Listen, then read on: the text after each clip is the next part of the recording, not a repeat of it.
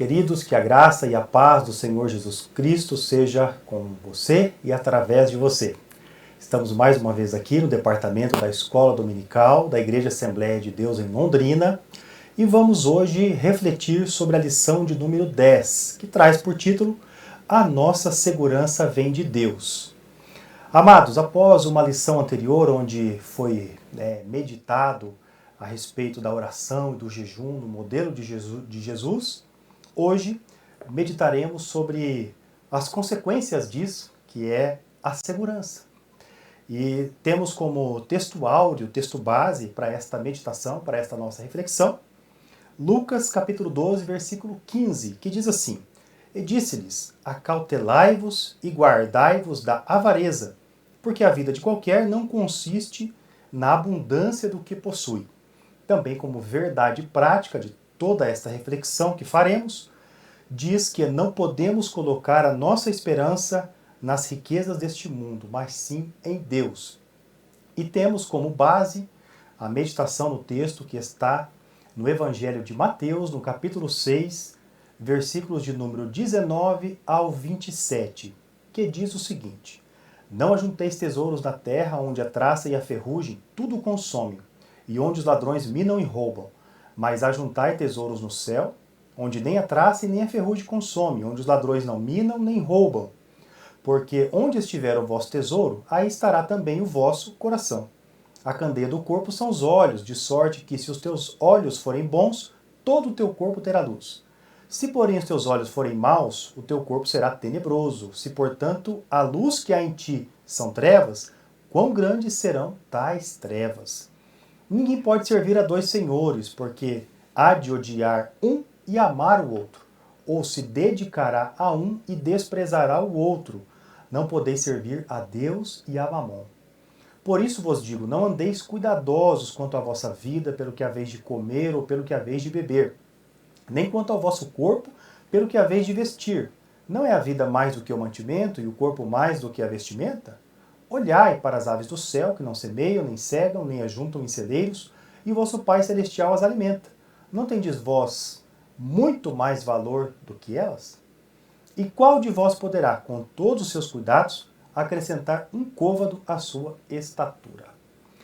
Neste texto, Jesus traz o espírito de vida que estava oculto no passado, no Antigo Testamento, onde, através das observações, apenas um grupo escolhido por Deus tinha esta revelação. Isso era descoberto para os reis, para os sacerdotes, que também exerciam juízo, para os profetas. Eles olhavam para a lei, para o mandamento, e entendiam e conseguiam enxergar o espírito de vida que havia sobre eles, sobre essa escritura, sobre o mandamento. Porém, quando se estendia para o povo, isso de uma certa forma era ocultado. E Jesus, no Sermão do Monte, ele traz não um novo significado, ele não traz uma nova lei. A palavra de Deus é muito clara que Jesus, ele cumpriu toda a lei. Aliás, Jesus, ele é a lei. Ele é o cumprimento da própria lei. Então, por isso que ele não descumpriu sequer um detalhe da lei. Se Jesus tivesse descumprido, ele teria pecado. E a Bíblia diz que o salário do pecado é a morte. Se Jesus tivesse herdado a morte, nós não estaríamos salvos da morte. Por isso Jesus veio, cumpriu, observou toda a lei e então nos livrou do pecado da morte. Por isso, o apóstolo Paulo ressalva e passou a ensinar à igreja que a lei do Espírito de vida nos livrou da lei do pecado e da morte. Que maravilhoso é esta revelação! Ter este sentimento de liberdade em Cristo Jesus e ter os olhos descobertos para toda essa verdade. O texto traz, então, as realidades e as consequências de confiar em Deus, de que a nossa segurança deve estar totalmente em Deus. Vivemos tempos difíceis, tempos trabalhosos, onde parece que está sempre faltando alguma coisa, falta tempo, falta dinheiro, falta saúde, falta tudo. Então, diante destas verdades, do momento em que vivemos hoje, certamente esta reflexão ela vem ao encontro das nossas necessidades. E, como base nesse texto, há 3 pontos em que será destacado. O primeiro falando sobre a riqueza do céu e a riqueza da terra. O segundo vai destacar a idolatria ao dinheiro. E por fim, vai destacar no terceiro ponto a forma, né, como viver a quietude espiritual em Deus. Diante disso, rapidamente vamos destacar alguns pontos principais que essa lição nos traz, algumas reflexões que você, amigo, você participante, você aluno da escola dominical, você professor, pode multiplicar isso onde você estiver, pode refletir e levar, e que Deus esteja realmente falando ao nosso coração e nos trazendo a lembrança, aquilo que já sabemos, aquilo que já nos foi ensinado. Então, não pretendo trazer nada de diferente, nada que você nunca ouviu falar, mas algo importante, que é relembrar daquilo que já sabemos. No primeiro ponto, nós vamos destacar então a importância de ajuntar o tesouro no lugar correto, conforme destacado por Jesus nos versículos 19 e 20. O que consideramos tesouro? É aquilo que atrai a nossa atenção, aquilo que a gente dedica o nosso tempo. Isso é o tesouro, aquilo que tem valor para nós é o nosso tesouro. O apóstolo Paulo escreveu: buscar as coisas lá do alto, onde Cristo vive, assentado à direita de Deus. Colossenses 3:1. E que sejamos despertados a ajuntar o tesouro no céu. O que significa isso, ajuntar o tesouro no céu? Podemos entender que ajuntar tesouro no céu é dedicar tudo o que temos para a glória de Deus. Tudo aquilo que possuímos. Isso não significa ou não se limita em simplesmente congregar, viver, frequentar os cultos, ser dizimista, ofertar, mandar uma oferta missionária, entre coisas assim. Até porque o contexto de riqueza está realmente muito mais ligado às coisas materiais do que às espirituais, embora ela também tenha esse valor. E também é importante lembrar que a palavra de Deus, desde o Antigo Testamento, de Gênesis a Apocalipse, ela menciona muito mais vezes o tema dinheiro, o tema finanças, esse tema relacionado a coisas materiais, ela é mencionada muito mais vezes do que a próprios assuntos relacionados à eternidade, sobre o céu, sobre o inferno. Então, por que Deus traz à existência, traz à lembrança esse assunto? Porque é o que vivemos hoje. Nenhum de nós, embora o nosso coração esteja, embora eu possa de repente dizer que meu coração está nas coisas de cima, que meu coração é do Senhor, que eu vivo para Deus, mas independente disso, eu tenho uma vida aqui. Você tem uma vida, você tem o seu dia a dia, que é este mundo, que está relacionado ao seu trabalho, à sua família, às suas coisas, ao seu dia a dia, ao seu convívio. Então isso não tem como desligar uma coisa da outra. Sempre está ligado, nós estamos sempre conectados com o dinheiro, com a vida material, com as finanças. Por isso não há como desligar uma coisa da outra. Porém, existe a possibilidade da gente dedicar o nosso coração àquilo que é importante, aquilo que realmente vale a pena. Então, ajuntar tesouros no céu, eu posso dizer que não é somente congregar ou dizimar, como já foi comentado, mas tudo aquilo que fazemos, os nossos valores, as nossas atitudes que possam, de fato, glorificar o Senhor. Porque a palavra diz, e o texto, a reflexão vai deixar bem claro que onde está o nosso tesouro, ali está o nosso coração. Se o nosso coração ama as coisas materiais, se nós colocamos o lucro desta terra acima das coisas de Deus, é muito provável que teremos um prejuízo trágico. Mas se o nosso investimento for nas coisas celestiais, se o nosso investimento, seja o tempo, seja a nossa vida, a nossa família, a nossa dedicação, principalmente e também as nossas finanças, provavelmente nós teremos uma vida quieta, tranquila, sossegada e glorificando a Deus. Por que eu digo provavelmente? Porque só Deus pode ler o nosso coração. Só Deus pode fazer leitura do que realmente nos motivam. Mais à frente eu quero fazer um comentário a respeito disso. Não basta simplesmente ser ofertante ou dizer que não tem o apego às coisas materiais. Mas, de fato, a motivação de tudo o que fazemos tem que estar conectado com esse propósito, com esse princípio que vem do alto, que é lá de cima.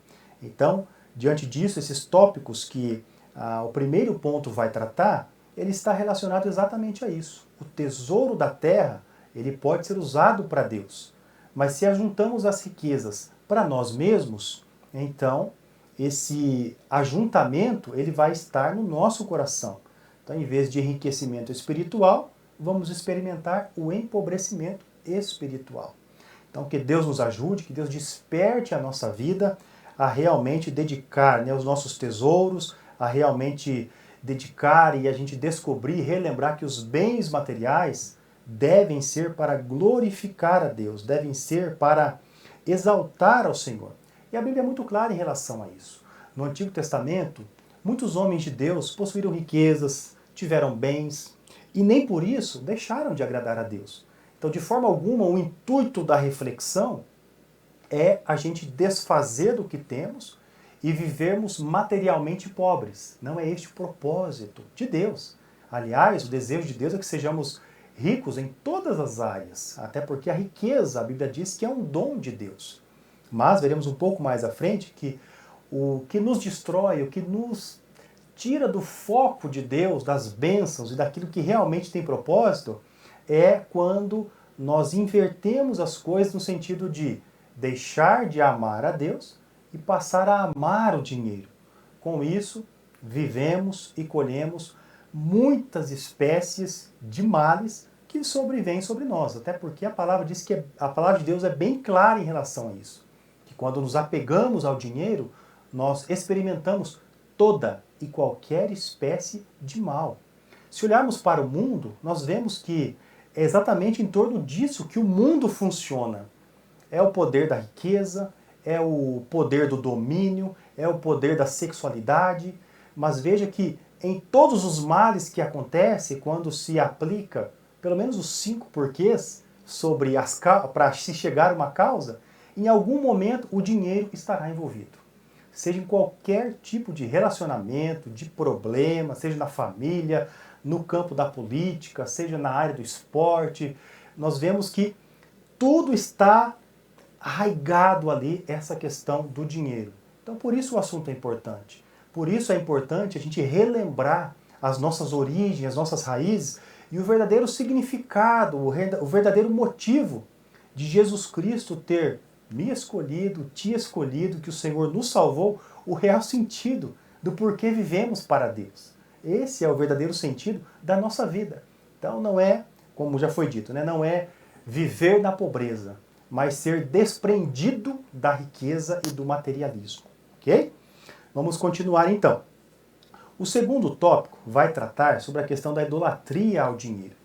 Veja, é importante lembrar, e eu te convido a trazer à lembrança isso quando você se reunir com a sua turma na sala, independente se você é um aluno, se você é um professor, mas é importante relembrar que nós aqui no Brasil vivemos num país onde é considerado mundialmente o segundo maior índice de corrupção do mundo.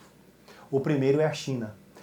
Diante disso, veja o desafio que nós temos como cristão de viver honestamente, de viver corretamente e de nos desprender e de nos desapegar. Pode ver que a corrupção ela está em todos os lugares. Parece que aonde você pisa, aonde você vai, há uma oportunidade para se corromper.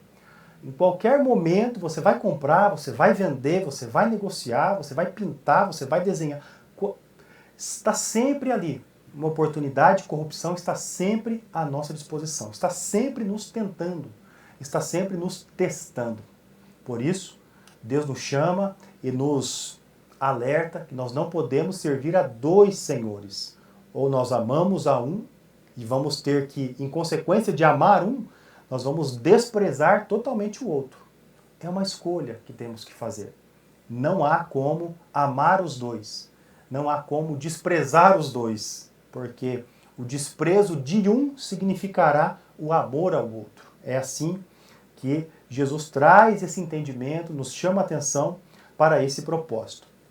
Então, os tópicos desse segundo ponto, falando aí sobre a idolatria ao dinheiro, vai tratar exatamente isso, sobre o nosso coração estar no lugar certo, sobre não servirmos a Deus e a Mamon, não tem como servir a dois senhores, e na tradução do original, esse Mamon, essas riquezas, que em algumas traduções é colocado, né, servir a Deus e as riquezas, traz exatamente esse contexto de Não simplesmente o amor ao dinheiro, de querer proteger o dinheiro, isso ou aquilo, mas também o fato de desejar mais, de estar sempre insaciável, estar sempre insatisfeito com aquilo que tem. É o desejo excessivo de sempre querer mais. Então, este é Mamon. Este é o Deus da riqueza. É aquele desejo insaciável de sempre desejar, de sempre querer mais. É isso que a palavra de Deus vem nos despertar. É isso que vem trazer a nossa lembrança, que esse sentimento, né, este Deus Mamon, ele se torna um rival de Deus. E é muito importante estarmos diante dessa verdade e lembrar a todos que estiverem à nossa volta, através de nós, que não temos como fazer divisão com os dois. E também vai tratar sobre a questão do amor ao dinheiro, que também é extremamente uma situação delicada de se falar, porque às vezes temos dificuldade de definir até que ponto estamos amando o dinheiro ou não. Até que ponto as nossas atitudes caracterizam que amamos o dinheiro, que amamos a riqueza, que amamos um bem material. É importantíssimo ou fundamental, posso dizer assim, colocarmos que o Senhor esteja em primazia em nossas vidas e que todas as demais coisas relacionadas à matéria têm que estar abaixo. Se a gente conseguir correlacionar estas características e, de fato, aplicá-las na nossa vida, eu tenho plena certeza de que a nossa vida vai ser diferente. Nossa vida terá um outro rumo. Então, essa riqueza que Jesus Cristo condena, é esse amor ao dinheiro. Ser rico, queridos irmãos, queridas irmãs, amado ouvinte, ser rico é bênção de Deus. A palavra de Deus nunca condenou a riqueza, possuir riqueza, porque a Bíblia diz em Provérbios 10, 22 que a bênção do Senhor não enriquece. Então, Deus também traz riquezas. O problema é que muitas vezes, ou em todo o Antigo Testamento principalmente, era-se interpretado de que a bênção de Deus era através da riqueza. Ou seja, quanto mais riqueza, mais abençoado. Quando se tinha bens, era consequência porque Deus abençoou. E quem não tinha é porque não era abençoado. Ou, dependendo da situação, era até consequência de pecado ou consequência de maldição. Por isso, Jesus traz espírito a essa lei. Jesus traz ele abre os nossos olhos quando ele está naquele sermão, está no monte, aplicando ali o sermão, trazendo o espírito de vida que estava oculto na lei, ele abre os nossos olhos ali.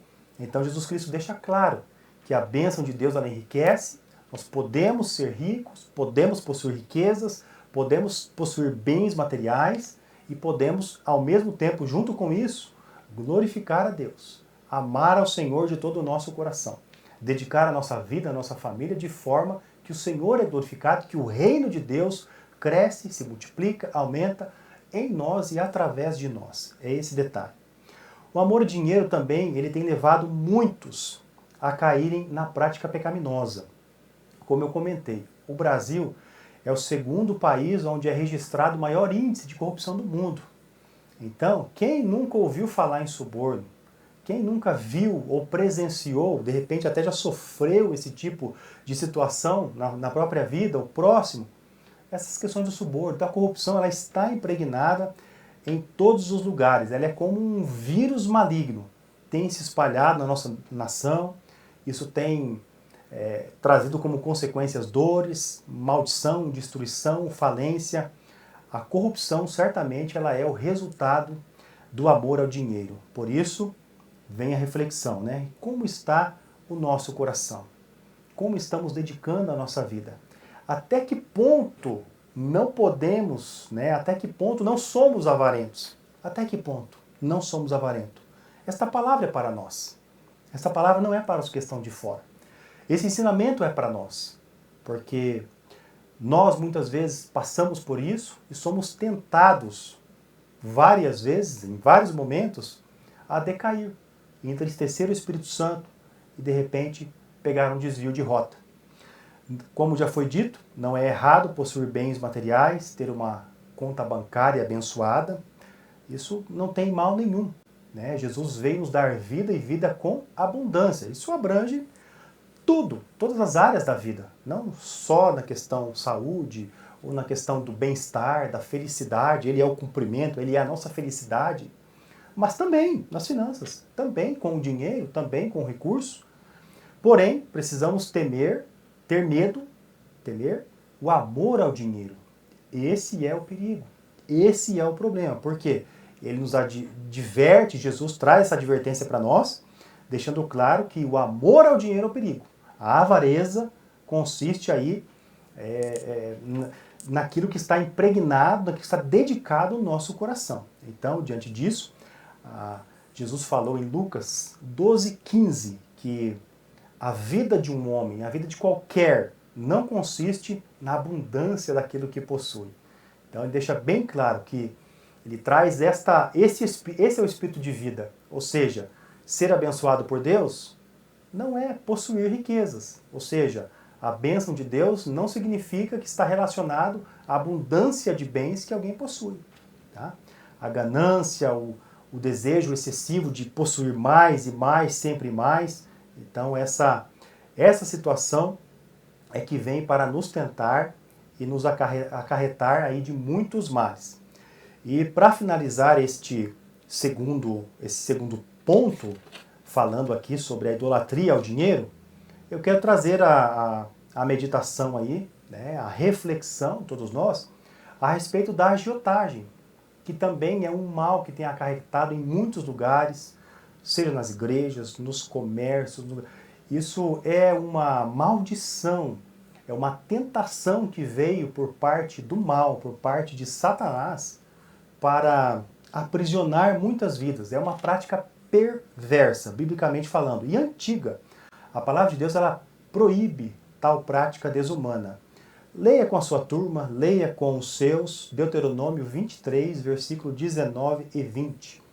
Quando adquirimos bens de forma ilícita, a agiotagem é uma delas, suborno, é o mesmo que construir e edificando a nossa vida, né, a nossa vida espiritual, a nossa vida financeira, a nossa vida material, em cima da areia.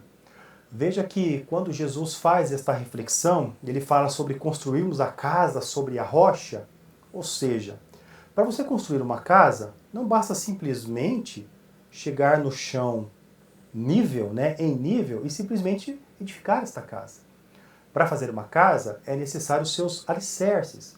E para se fazer o alicerce, é necessário cavar, é necessário aprofundar um pouco, né, o solo, para ali então fazer as bases.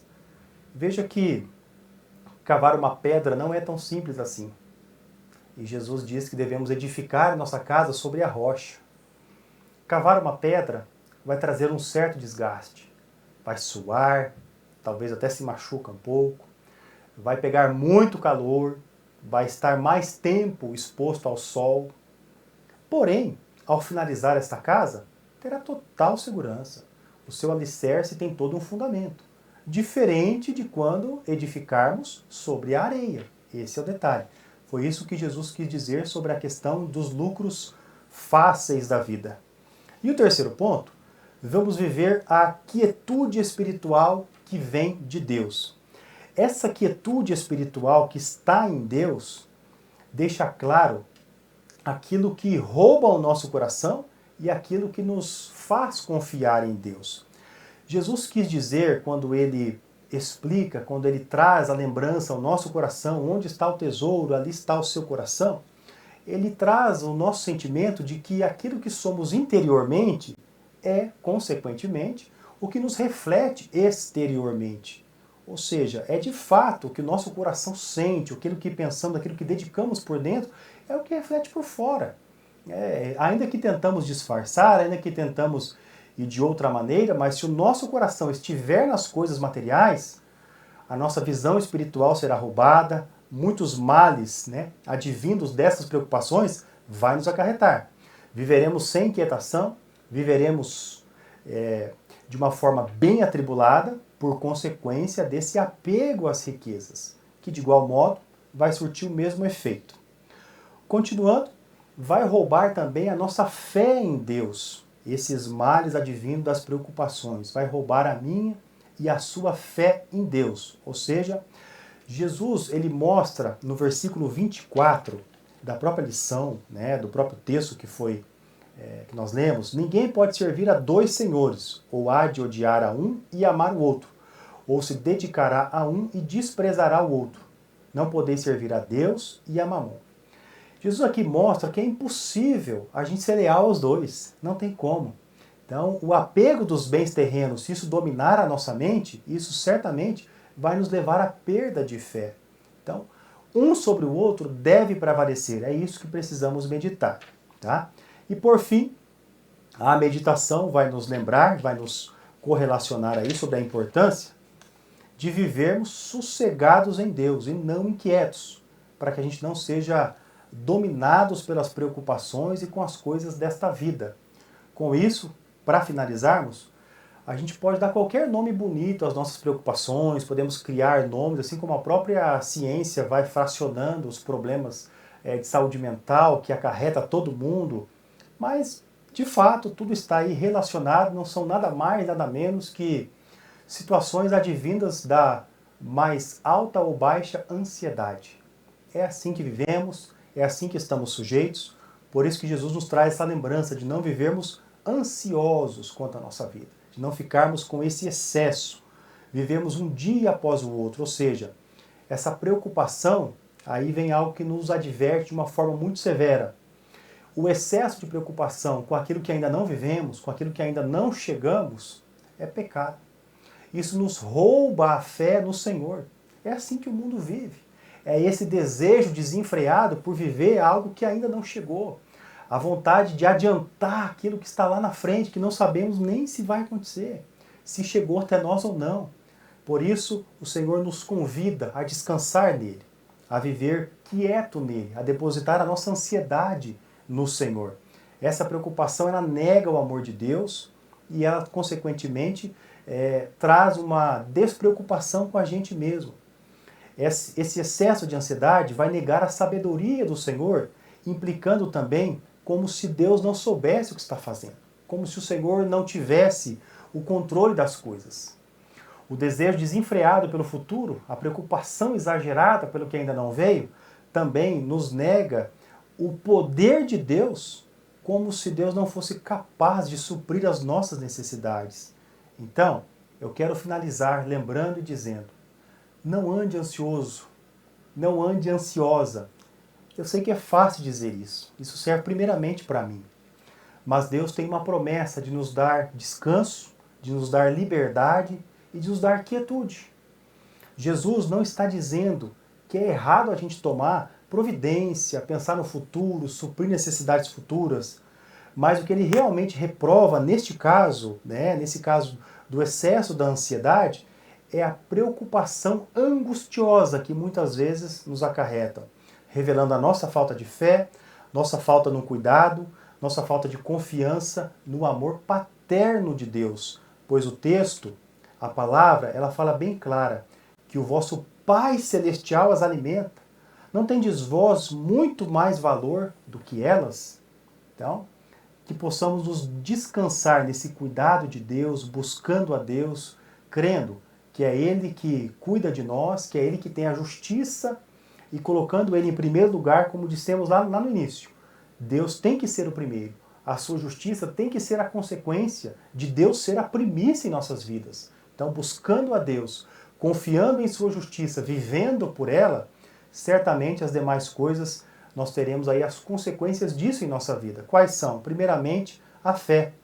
Uma confiança de Deus que vai suprir todas as nossas necessidades. Segundo, vamos saber, estar ciente em nosso coração, em nossa mente, de que Deus, Ele que é o Pai, se preocupa com seus filhos, assim como Ele disse e registrou. E, por último, Ele como o primeiro, colocando a vontade dEle em primeiro lugar, lembrando, se tivermos fé, Ele vai suprir as nossas necessidades e, em primeiro lugar, o plano dEle para as nossas vidas. É assim que nós finalizamos esta meditação.